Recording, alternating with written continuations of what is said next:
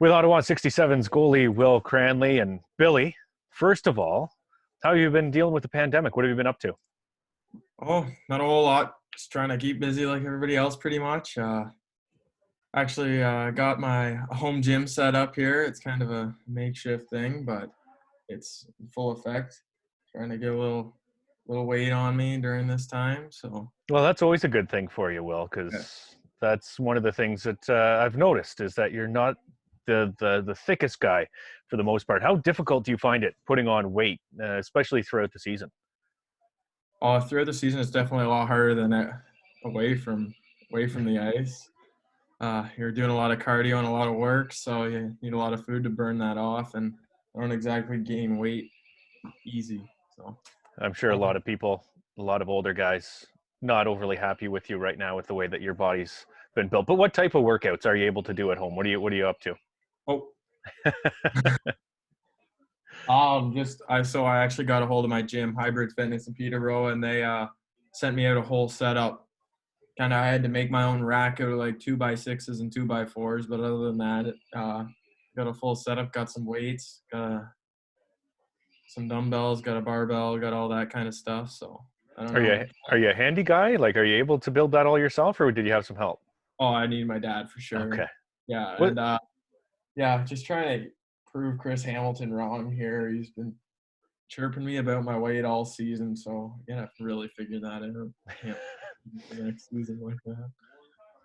Oh, that is fair. What's distracting? I saw the cat walk across the screen. What else is going on there? That's it. That's it. Just the cat, and they're Main. oh, okay. What else are you doing? Are you binging any TV shows? No TV shows. I'm actually keeping pretty busy. I've been working too. Been working a little bit, running a mini excavator a little bit. Okay. So, So one of the essential businesses. yeah, exactly. All right. Does it help having two younger sisters at home to help you deal with everything that's going on? I think so. They keep me entertained for sure. There's some serious yammering going on there. So, yeah, Amy and Mary, they keep me fired up for sure. All right. Well, let's go back to the beginning. How did you start playing hockey? So my dad put me in house league or Timbits hockey as a player, and I hated it. That was at the end of that. And then I always wanted to be at the cottage, like riding snowmobiles and stuff. And then I came back a couple years later, and my next door neighbor needed a goalie for road hockey, and I was like 8 years old, and I'm like, yeah, I want to play goalie. Yeah, I want to play goalie. Like my dad was a goalie, so ended up playing goalie, and then I played road hockey all summer and was really enjoying it. So I'm like, Dad, can you put me in real hockey? And I was like, as a goalie though, I only want to be goalie. So I was playing house league full time goalie. Nobody was taking the goalie role for me. My dad bought me a bunch of like new gear for house league guys. I think he's crazy. He bought me a bunch of new gear for a guy who hated hockey. So it was pretty good. Do you still hate being a player? Oh no, now I love it. I just couldn't skate when I was a kid. That's the only problem. Is like you seen all these kids like in Timbits, half them can skate and half them can't. And I was the half that couldn't, but they're just ripping around and like I look like a deer on the ice. Like I was pretty similar back then to what I am now. Like there's not a whole lot of coordination going on there. So So that's the entire story of how you started. Obviously, being a goalie is what you wanted to do. Were you ever afraid of going into the net, facing the pucks, and as you get older, the shots start getting harder? Did that ever become a concern for you? no, I don't think so. My dad was a goalie. Just I guess told me it wasn't gonna hurt or anything. I got pretty abused playing road hockey, so I don't think pucks were gonna hurt too bad. Goalies have to have a different mindset because you're willing to stand in front of vulcanized rubber pucks. Do you feel that you have a different mentality than a skater or somebody else on your team? Well, I'd feel the same way if I was a skater, to be honest. I think like that rubber doesn't feel too good when you don't have any padding. So yeah, I couldn't imagine getting hit in the foot with something like that. Like I'm thankful they made goalie equipment and I have pads on my legs. Have you ever tried any of the old goalie equipment? Like you mentioned Chris Hamilton earlier. He's got some old goalie pads in the back. They're not the brown leather things, but they're not the comfortable ones that you're wearing today. Have you ever gone back and put on some old ones? In street hockey, I had a wicked pair of black, like, leather. Like, they were, like, the real deal. Like, well, I forget. Maybe Cooper. But either way, they were old and they're heavy. So I knew that much about them. Yeah, and when you go on the ice, as they fill up with water from the ice and with sweat, they become even heavier. You're putting on an extra 10 pounds on your legs after I at don't the end even of the know how game. they did it, to be honest. Like, All right, well, take us through your minor midget season. 10 players, including yourself, drafted into the OHL. What was it like to play on that team? it was actually it was a great time. I know a lot of the guys. I still talk to pretty much all of them, and just tight knit group of guys. We didn't have we had 10 guys drafted, and I think that was a team thing. That's because every guy like showed up. Like, our team was based about work ethic. We didn't have any super highly skilled players, but we all just went to the rink and worked super hard. And I think that that really paid off for everybody individually as well as it did as being a team, making the OHL Cup and going into tournaments. Like, we went into 6 different tournaments, I think, and got like invitationals and all that kind of stuff. So I think that was it was definitely a fun time. What was it like growing up playing hockey in Peterborough? Where did you have to travel to? What was the hockey like? Oh, so I'm from Keene, so it's 20 minutes into the old Evinrude Center in Peterborough.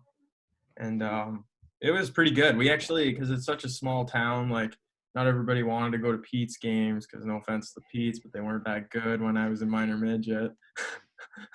But either way, we we'd have all these fans. Like, there'd be like tons of fans. Like, I know we talked to guys and they'd talk about coming to Peterborough, and like, we'd have the Evinrude Center just bumping on a Friday night or something like that. It was unbelievable. It was actually like the best place to play minor hockey. What was it like splitting time in your minor midget season? Obviously, it's an important year for you looking to get drafted into the OHL, and you split time with Will Craig throughout the season, at least from the looks of it. What was that like? It was really good. I thought it's obviously you want to take the stride forward and like be the starting goalie and all that, but I think that's ultimately really he was a great goalie. He's a great guy. I still talk to him all the time, and I think that's the way that it was most beneficial for both of us. Like, both playing decent time, but also having like the experience of like having that adversity and having that guy you want to like beat. You want to beat the guy beside you all the time. So I think it was a great to have him there, and it was great to split time with him. And I thought it ultimately, like, the way my OHL career has gone, it definitely was beneficial. Like, not playing every single game. Take us through your OHL draft day. Where were you? What were your expectations heading in? I was in my living room. I had a bunch of family over and that kind of thing, just watching the TV. I think we knew that I was gonna go like relatively in a higher tier, so we were pretty excited for that. And when I got my name called by Ottawa, it was actually the dream place I wanted to play. My aunt actually lives there, and I wanted to. She said all along that if I ever got drafted to Ottawa, I could live with them. So that's who my billet is in Ottawa, and it worked out pretty good. Did you have any thought that maybe Ottawa could take you? Did you have a good interview with them? Was that obviously you wanted to go there, but was that on your radar that you could possibly go to Ottawa? Ottawa was one of the teams I actually didn't think I was going to get drafted by, because Andy called me the night before the draft, or like 2 days before the draft, and just like had a little conversation with me. I previously had experience with him at there's an OHL goalie day, and he was there working with me at this OHL goalie camp thing that everybody goes to Oshawa for.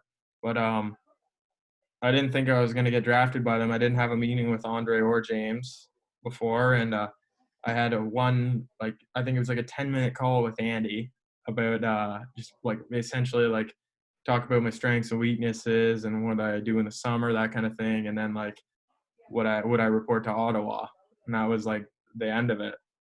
I was on like I can still remember I was on like a back road like with me and my dad were going to the horse barn or something for my sisters.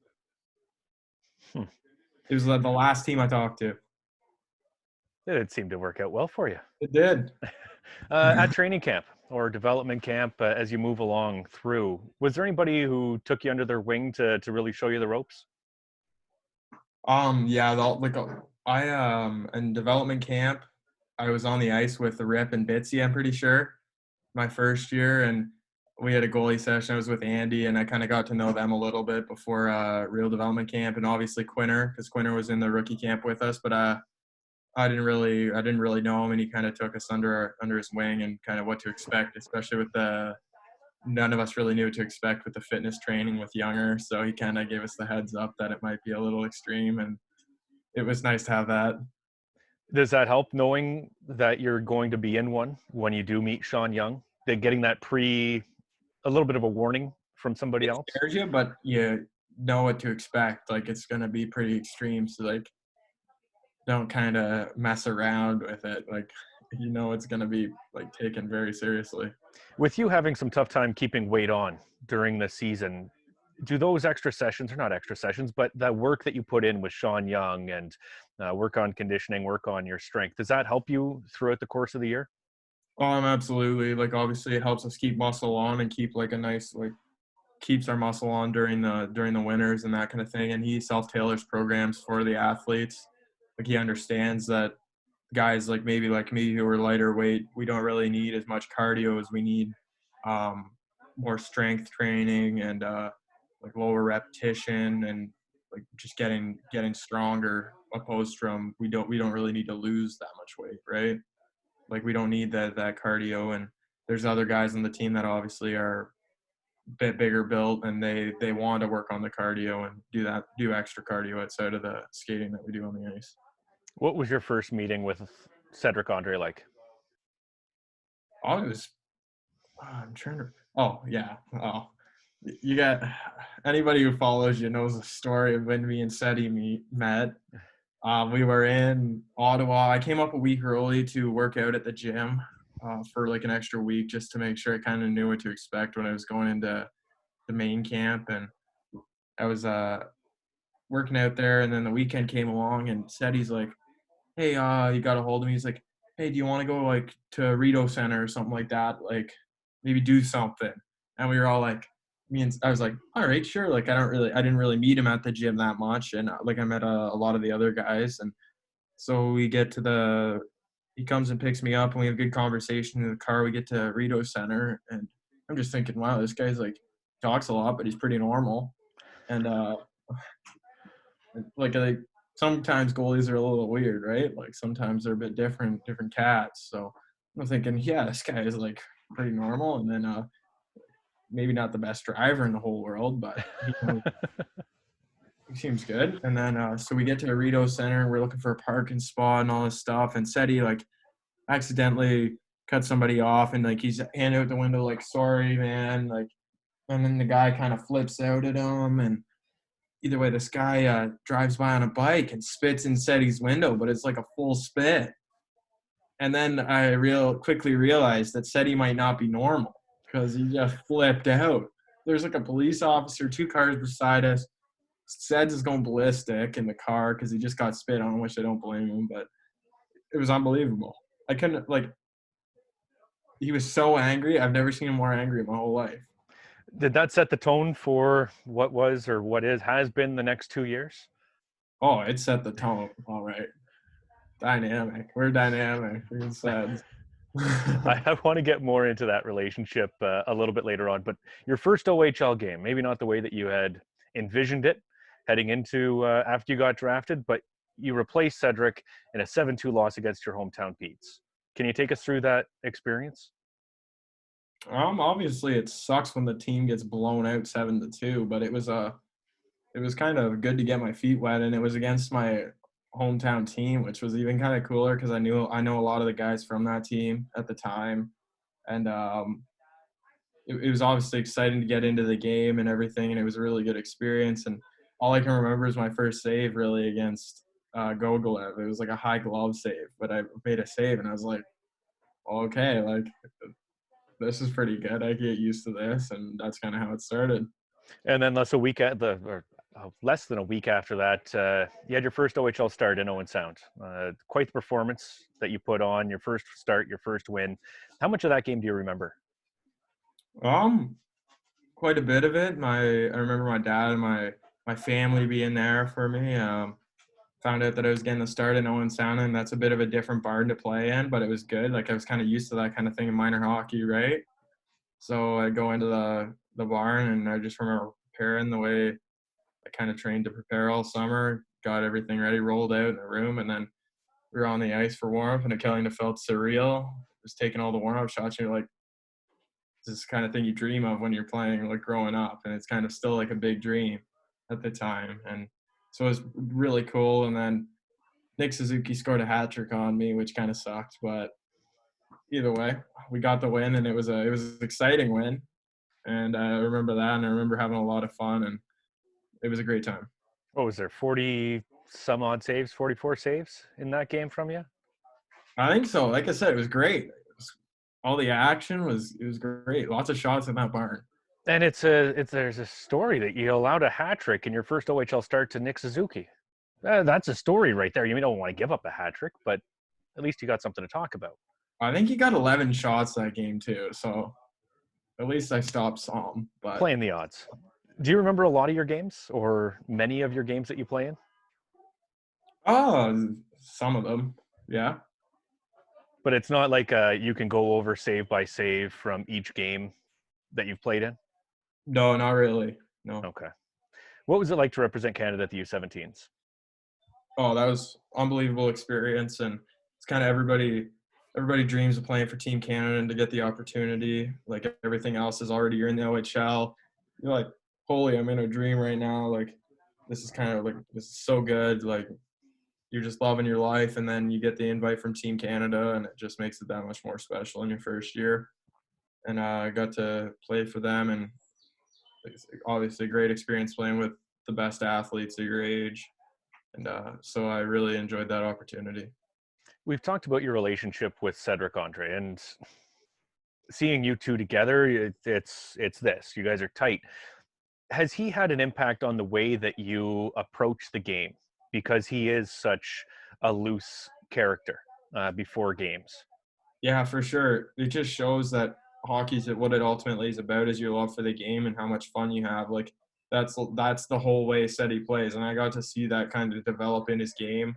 The first couple of starts in his second year was a little rough, and it was like I said, I went into that game and had my first OHL appearance, and seen that it was kind of rough, but then you seen him change it around and kind of start having fun in the game, like doing what he loves, and he just kind of went with it, just having fun, going to the rink every day and working really hard and doing all that kind of thing. And it just shows in his game. He's just really loose, and he likes to have a lot of fun. And I think ultimately that's what it comes back to, is just having a lot of fun when you're playing. And then the exact opposite of that is Mikey DiPietro, where he is so focused, so in his routine, in his way. Were you able to take anything away from the time that you spent around Mikey?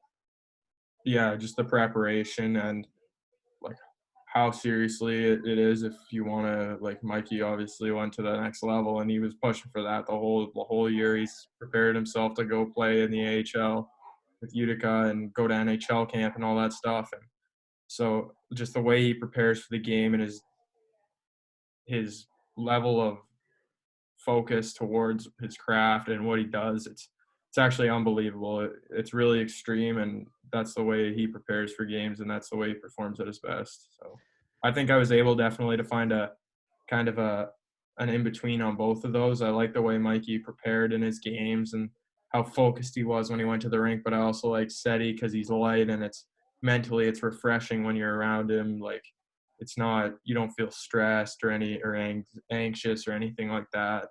So I kind of could take things from both their games. Okay, so on the scale of Mikey to Seti, where are you on that scale? It's two really big extremes. I'd say 6 or 7 towards Mike. Like if Seti's 1, Mikey's 10, I'd say like 7, 6 or 7. So just leaning a little bit towards Mikey, but like you're fairly balanced. yeah, exactly. Like not overly focused and super like that. Like I'm not super like dialed in when I'm getting ready, but I'm also not very not like on the other extreme like Seti. When Mikey came in, you went to the CCHL for a bit. Now, you were still practicing with the 67s, you were still around the team. But what was it like being with the Navan grads? What did you learn from that experience, and how much did it help your game? I thought I was able to learn a lot from that experience, and it just kind of shows you every day you go to the rink, your job's on the line. You like when you go to the rink, I know it might not have been this way, but when you go to the rink every day, you have to act like your job's on the line and that you're working towards it's a job. You're working towards that. Like in a certain aspect, yes, you gotta love the game and that kind of thing, but you also gotta go to the rink and be prepared and on task and working every single day. And you can't take anything for granted in hockey. So I think that when my time down in Navan, when I got sent down, I thought I was able to learn a lot from that. And I think a lot of like pro players go through that at one point in their career or multiple times in their career. So I think it was good to experience that at an early age in my career. You didn't dress in the playoffs until the finals, but take us through that entire run, a 14-game winning streak to start the playoffs. Take us through it from your point of view. What was it like to be a part of? Oh, it was unbelievable. I wasn't even like I was on the team, but I wasn't on the ice with the boys, and they just treated everybody like they were on the ice competing with them every single day. The way you felt you fit in and felt as a part of that group was truly something special. And I know everybody says it's special what that group had, but it truly is. It was unbelievable. And it's an experience I'm never going to forget.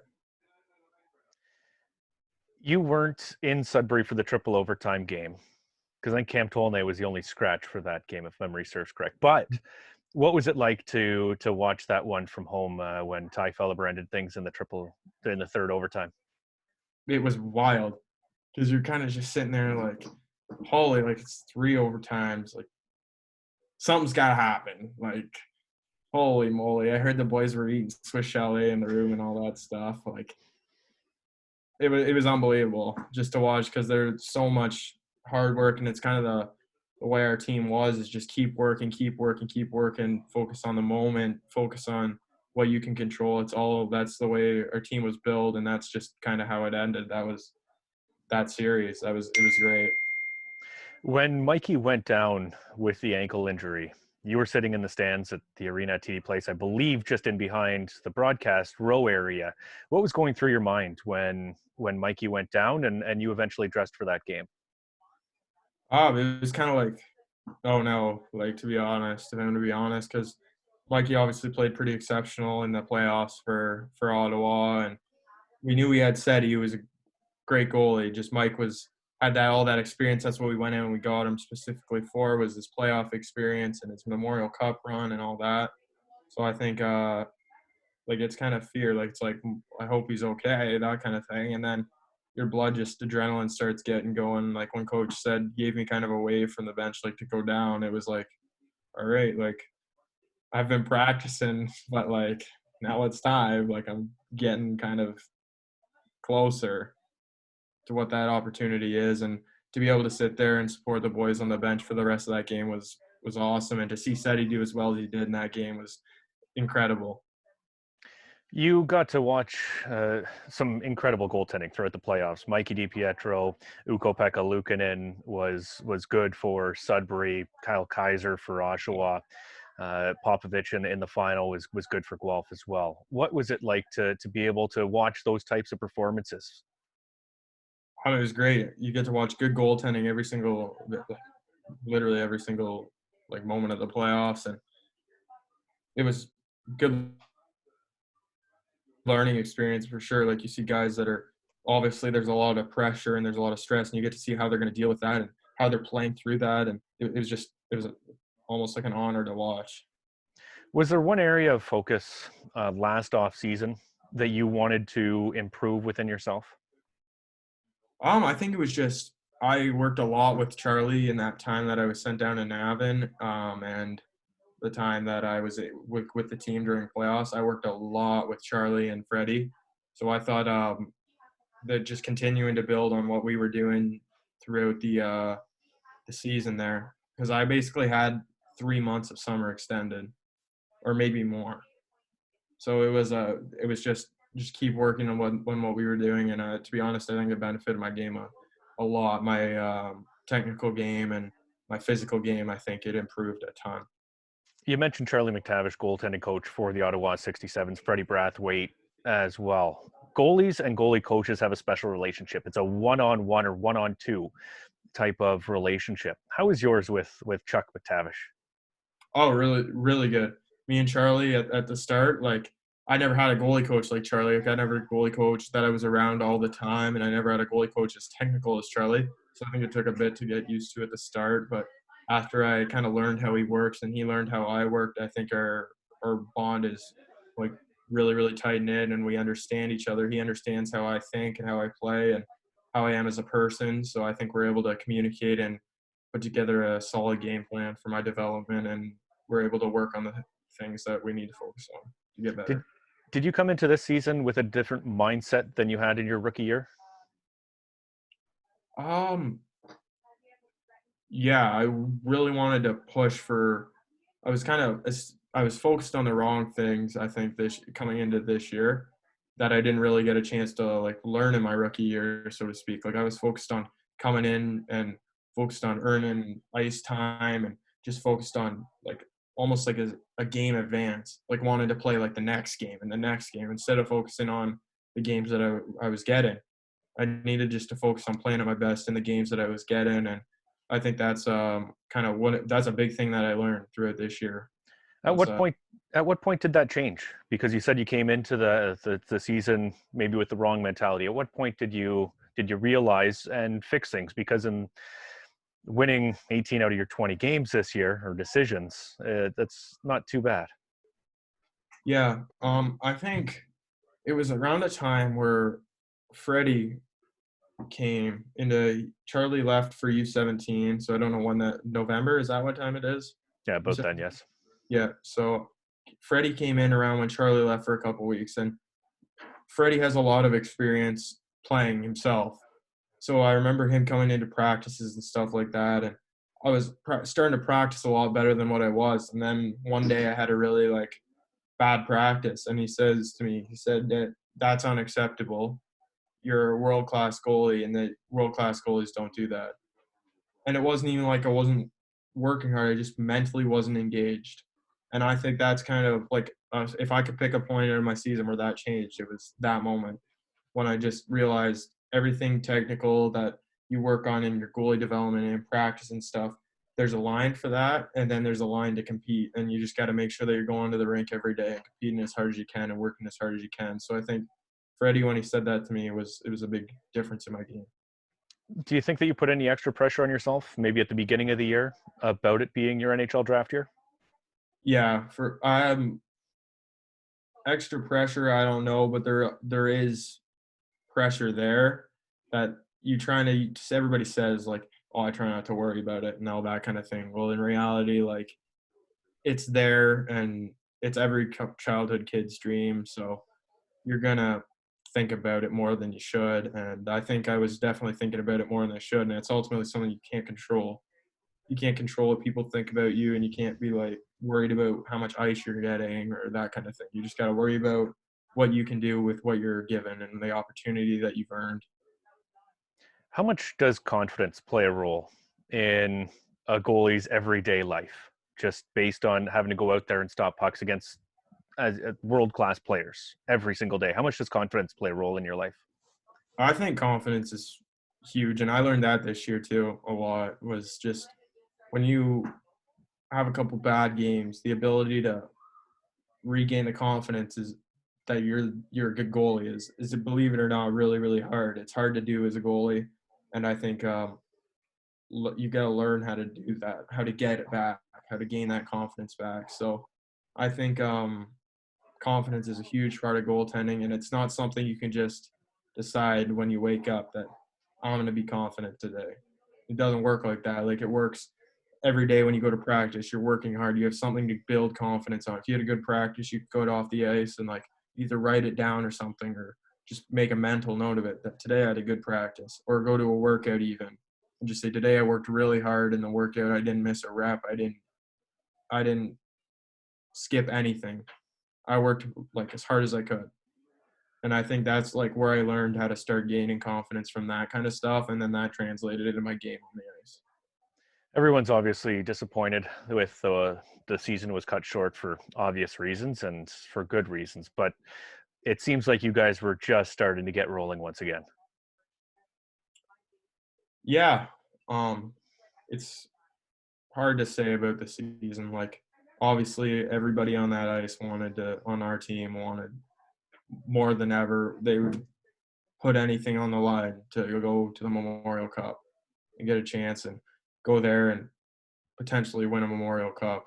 Everybody on the ice wanted that, and I can honestly say everybody in that room was dedicated to that goal, and it really, words can't describe what it's like just to get it cut off, but it's what had to be done. And I think it just like it sucks for the team, and it's everybody from the team last year wanted another shot, and this was a year to get it, but it sucks, but it's what had to be done. There's lots of guys graduating from the 67s this off season. How do you think the team's set up for next year? It's gonna be interesting. I think we have a lot of skill. We have a lot of younger guys. It's gonna be interesting to see what we can put together this year. I mean, next year, sorry. I know this year we had like I said, a lot of great graduating players that I feel really bad for. Like everybody in that room that's gonna move on to either pro or just move on. That's an OA that moves on to AHL and school. You got like I feel for those guys because they've been here for 5 years and like they know like, that was a great shot and a great opportunity if we were allowed to do that, to go and play and have a lot of fun. You're only 2 years in the league, and your coach has won OHL Coach of the Year both years. Do you take sole credit for that, Will? Not quite. No, I just want to get your thoughts on Andre Tourigny and the job that he's done that you've seen around the Ottawa 67s. Oh, it's unbelievable the amount that he works, and his whole life rotates around hockey. Everything that he does. Everybody's on the bus sleeping at 3:00 in the morning, and Andre's on the computer working, doing video, getting ready for the next day. Like just and what he values and everything is just world class. What he does, and it's nothing that I've ever seen out of a coach before that I've been around. All right, well, it is your NHL draft year. Why should an NHL team select you at whenever the NHL draft comes up? I think it's just my work ethic and the perseverance that I have, the compete that I have when I'm on the ice. I think also that I've been through some adversity being sent down, and I know how to deal with that, and I've been through that already. And the way I was able to bounce back from this year, the start of this year, I think that's a major role. And the fact that I've consistently improved. Like, I think if you compare my first game in Ottawa to my last game in Ottawa, there's a drastic difference in the goaltender that I am now compared to when I got here. And I think that's only going to keep improving. Over the last 2 years, the 67s have had some of the best offensive players in the OHL as well as defensive, but offensive, how much does it help you to face those guys on a practice to practice basis? Oh, it's fun. It's fun to get out against them, get a little competition going on the ice. You know, me and Quinter get her fired up there, pretty good there, and Marco likes to throw in a couple of chirps as well. Those are just a couple of the guys though that we've had through. Like obviously, there's Joey, Sasha, Cody, Ty, Maxi, Chico. Like they're all really good players, high end players, and it's just fun to have those guys look on the other end of that. Like last year, I was a 16-year-old, and you have Ty Felber shooting on you, who just signed a contract and has like at the one point like the most goals in the league. You're just like, that's pretty unbelievable, and it's just great experience, and it only makes you better. And finally, Will, I want to get your professional scouting report on Jack Quinn and Marco Rossi. Not much of a scout, Kenny. Well, I need a report. You see him every day in practice. You watch him from the other end of the rink. You have a unique perspective. All right. Here it goes. All right, so for Quinter and Marco, both, they're some of the hardest working guys on the ice for sure. Quinter's has he's crazy fast and agile, and he's got a really good shot. Marco is just – I've never seen anything like Marco with the hockey sense. And the smartness on the ice is incredible, and just the vision that he has is unmatched. It's unbelievable, and I've never seen a guy so strong in his skates either.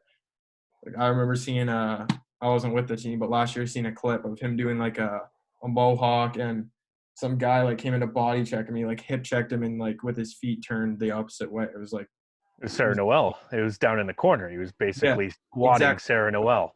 Huge guy. Like, it's unbelievable. Both two unbelievable players. Unreal. Well, Will, I appreciate the time. I'm going to have to go to your barber. Can you just let me know? I may have to make the drive down to Peterborough. If you could, let me know, because your hair's looking fresh. Alrighty. I'll let her know. All right. I appreciate the time, Will, and thanks a lot for doing this. Yeah. Thanks, Kenny.